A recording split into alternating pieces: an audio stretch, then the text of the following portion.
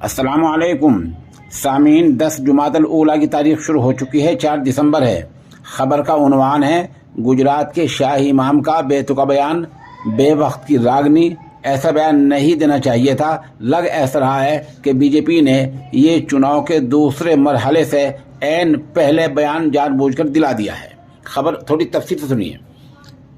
गुजरात में असम्बली चुनाव के दूसरे मरहले की वोटिंग से ठीक एक दिन पहले अहमदाबाद की जामा मस्जिद के शाही इमाम शब्बीर अहमद सिद्दीक ने बड़ा बयान दिया है। सिद्दीक ने चुनाव में मुस्लिम ख्वातीन को टिकट देने पर एतराज़ किया है और खुलकर मुखालफत की है।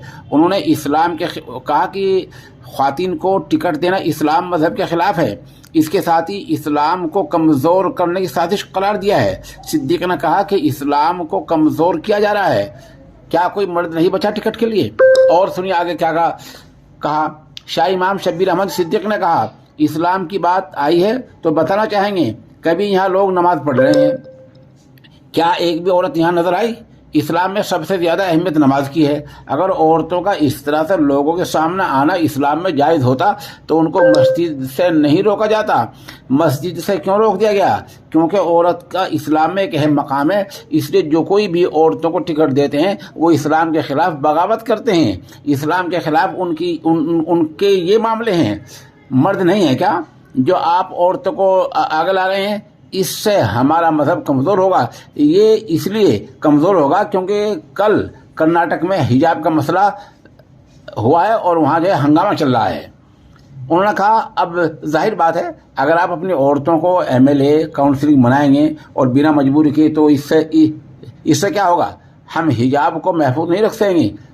इस्लाम ये मामला नहीं उठा पाएंगे क्योंकि हुकूमत कहेगी कि आपकी औरतें तो अब असम्बली और पार्लियामेंट में आ रही हैं, स्टेज पर अपील कर रही हैं, इलेक्शन में वोट के लिए घर घर जा रही हैं, हिंदुओं और दीगर लोगों के घर में ही उनको जाना पड़ेगा। इस्लाम में औरत की आवाज़ भी औरत है, इसलिए मैं इसका सख्त मुखालिफ हूँ। आपको लड़ना है तो मर्द को टिकट दीजिए। ऐसा बयान गुजरात के शाही इमाम ने दिया है। हमारा कहना यह है कि आखिर इस वक्त में यानी गुजरात के चुनाव के दूसरे मरहले से 24 घंटे पहले शाही इमाम से किसने पूछा है कि इस्लाम में औरतों का आग लाना कैसा है, टिकट देना कैसा है, इलेक्शन लड़ना कैसा है? क्या उनसे किसी ने पूछा? किसी ने नहीं पूछा। ये सिर्फ बीजेपी कहने पर ऐसा बयान दिया गया है ताकि हिंदुओं को इकट्ठा किया जा सके और वो कह सके कि देखो इस्लाम में क्या क्या बातें हैं, इस्लाम में औरत को कितना गिरा दिया गया है। अब हिंदुओं को वोट इकट्ठा करने के लिए हमारे ख्याल में बीजेपी ने ऐसा बयान दिलाया है और ऐसा बयान इस वक्त में नहीं देना चाहिए था। मामला क्या है, सूरत हाल क्या है, एक अलग मौजू है। और जमहूरी मुल्क में इस तरह का बयान देना और इस तरह की बातें करना ये अहमकाना बातें हैं।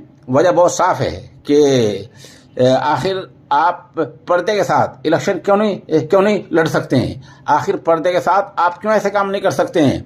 बहरहाल ये बयान बहुत ही बेतुका है और इस तरह का बयान हम समझते हैं कि बीजेपी ने जानबूझकर